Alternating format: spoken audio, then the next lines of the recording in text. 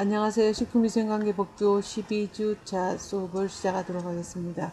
실제 저는 12주차 강의를 할지라도 아마 여러분들 그 블랙보드에는 13주차 강의로 되어 있을 겁니다.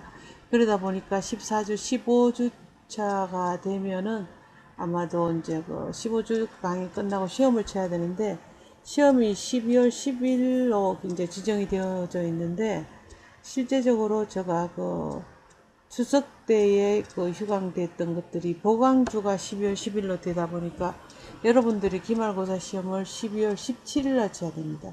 각 학사 일정이 전부 늦어지다 보니까 이렇게 늦어지게 되면은 결국은 성적 제출하고 하는 것이 12월 말쯤 이렇게 되다 보면은 여러 가지 차질도 있을 것 같아서 제가 아마 그 관계법규를 위생사 시험 치는 사람들을 위해서 만든 특강 내용이 있습니다. 그거를 제가 나중에 공지에 올리겠지만 이번 주말이나 다음 주에 올려놓겠습니다. 그러면 수업을 하나를 더 한 것이 되기 때문에 결국 12월 10일 날 여러분들하고 시험을 칠 수가 있을 것 같아요. 17일이 아니고.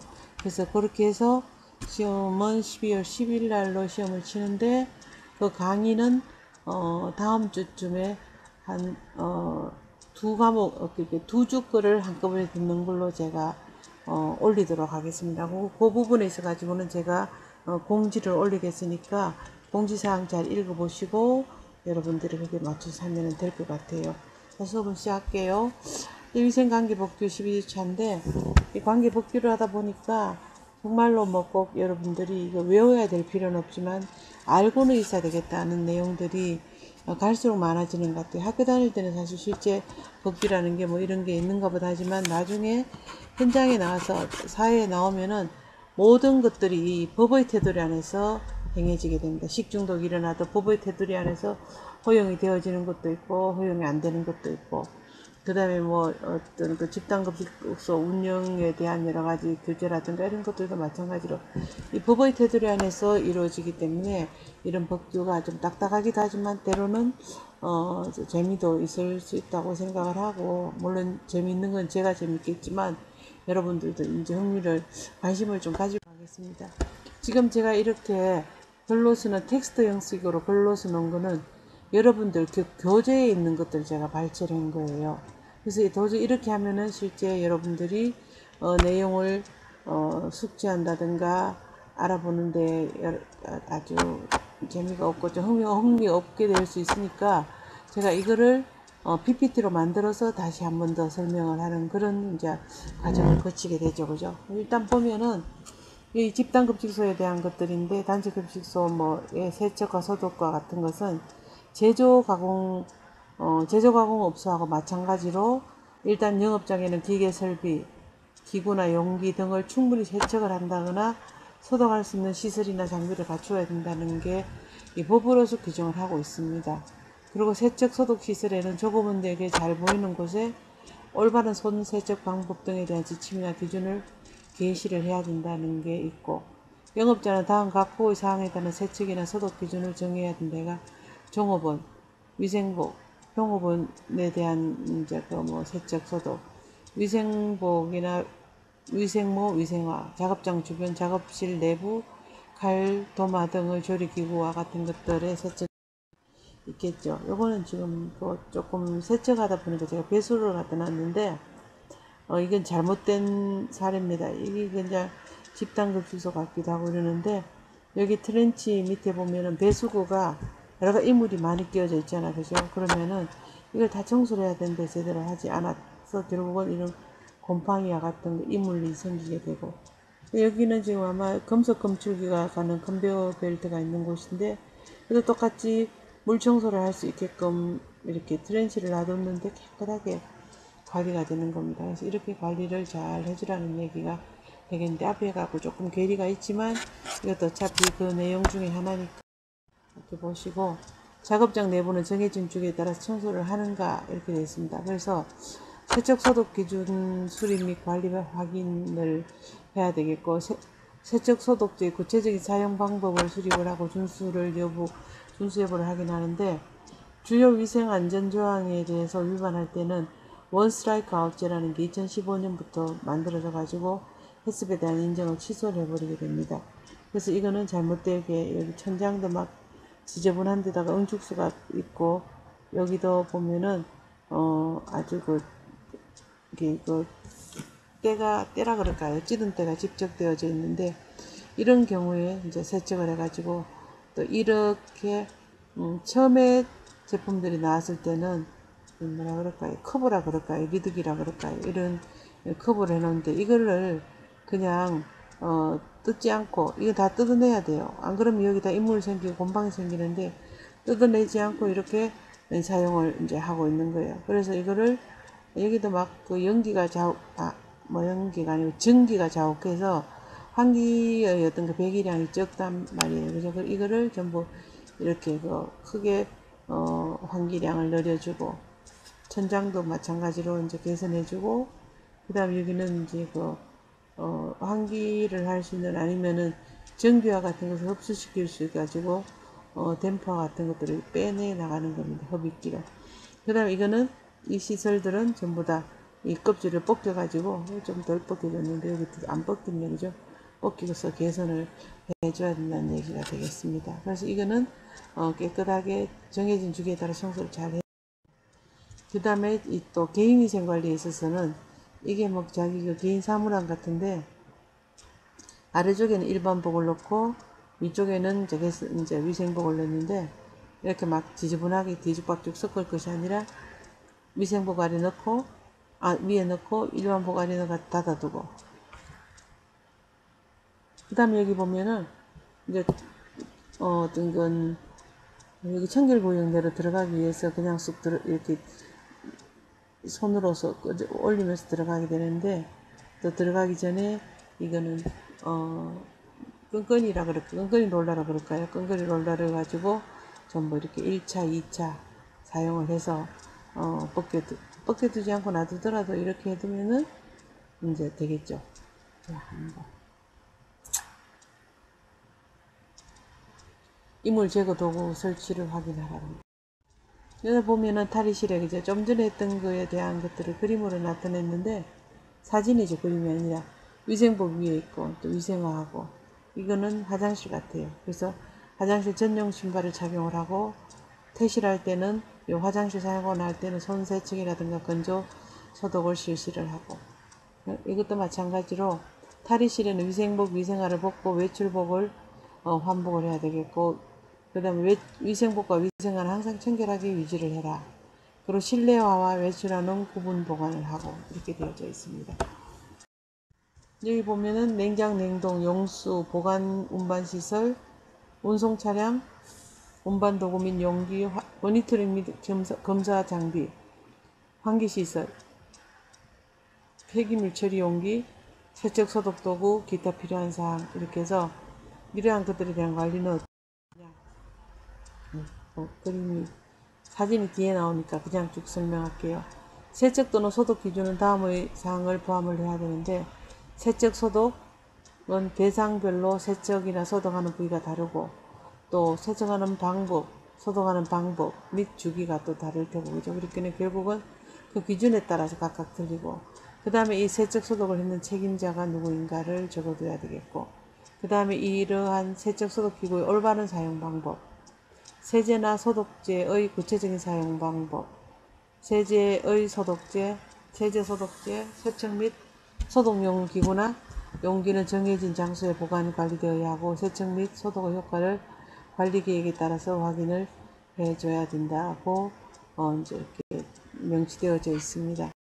여기 보면은 이 식품안전 관리 인정 기준에 대해서 취소를 하게 되는 경우인데 이 보면은 제대로 이제 여기 보면은 작업장 세척이나 소독을 하지 않고 종사자 개인위생도 하지 않은 경우에는 인정 취소해 버립니다.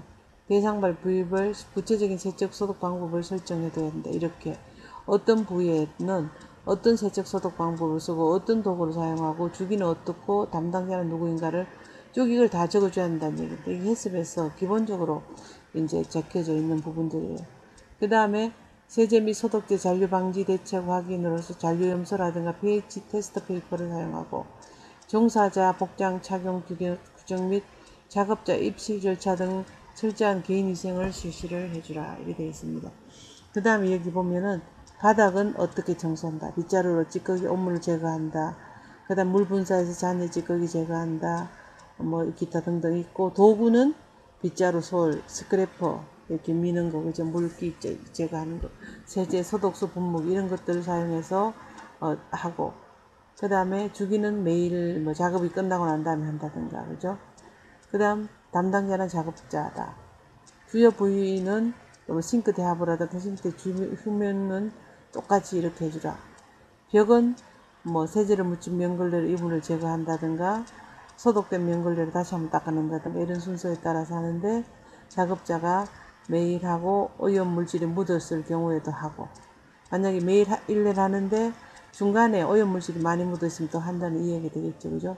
그 다음에 벽면, 주요 부위, 분쇄기 뒷벽이라든가 천정에는 이렇게 하고, 주요 부위 문 배수로 이렇게 해준다는 얘기입니다. 그 다음에 염소계 소독액 농도 테스트 방법은 테스트 페이퍼를 이용하는데, 이런 염소 소독하는 게 동그라하게 생기는 그 페이퍼가 있습니다. 그래서 그걸 보고 일정량을 찢어가지고 여기를 넣어보면은 색깔이 어디 있느냐에 따라 가지고 소독액 농도가 얼마가 됐다, 뭐 100ppm이 됐다, 200ppm이 됐다 이렇게 나오게 됩니다.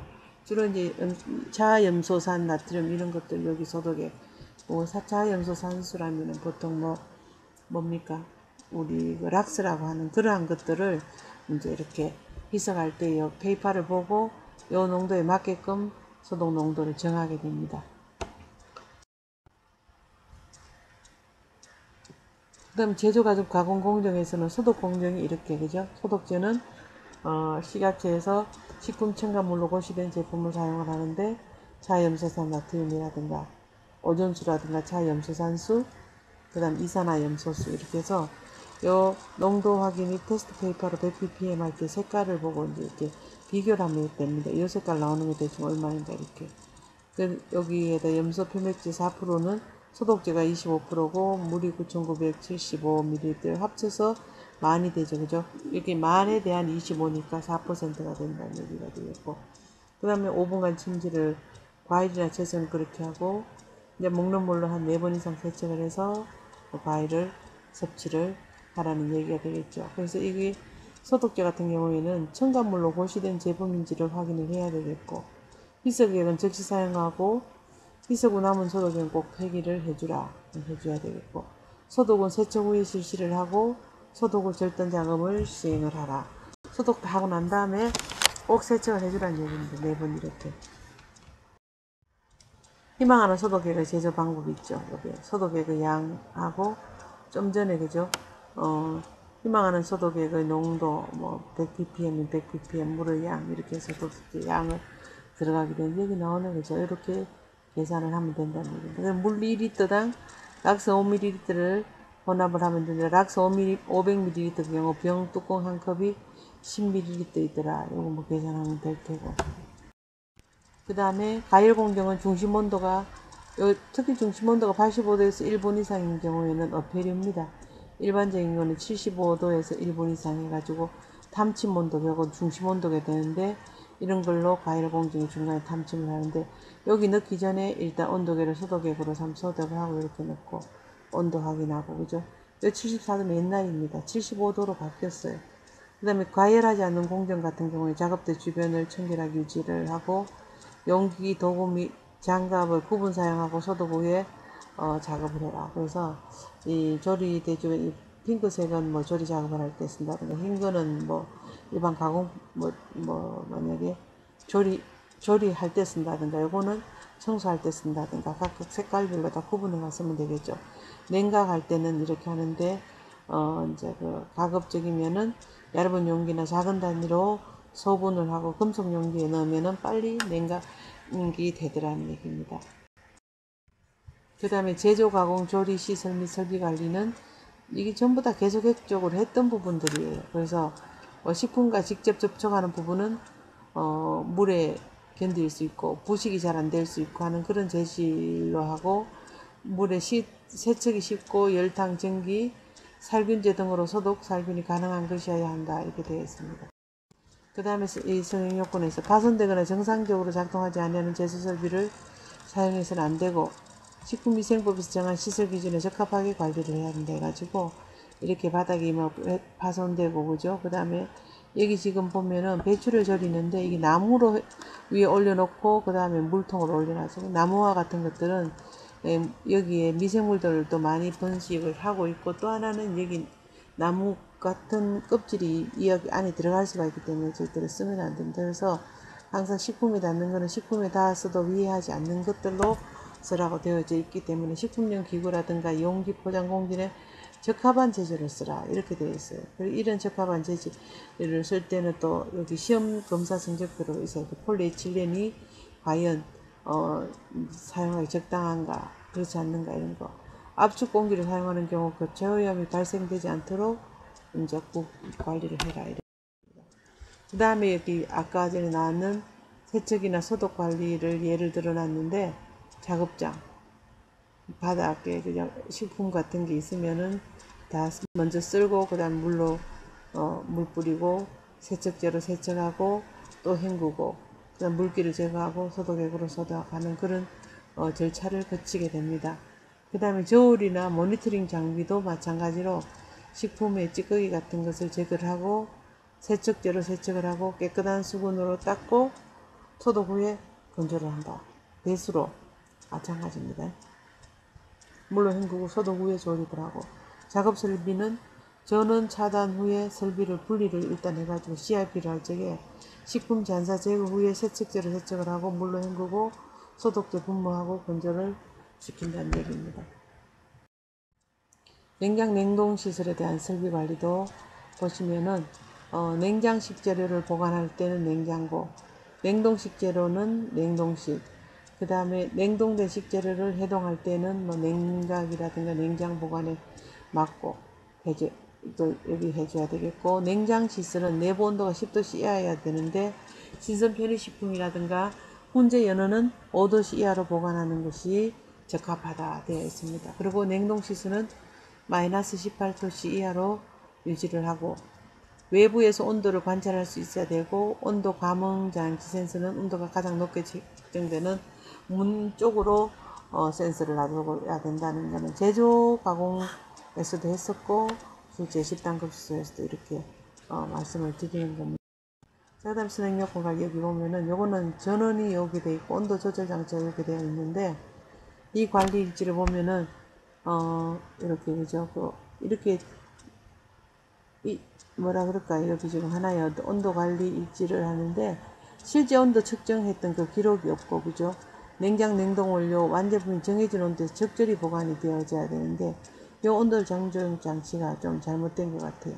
여기 보면은 이 보조 온도계를 놔둬가지고 보조 온도계 선이 이렇게 들어가서 이 문 입구에 놔두게 됩니다.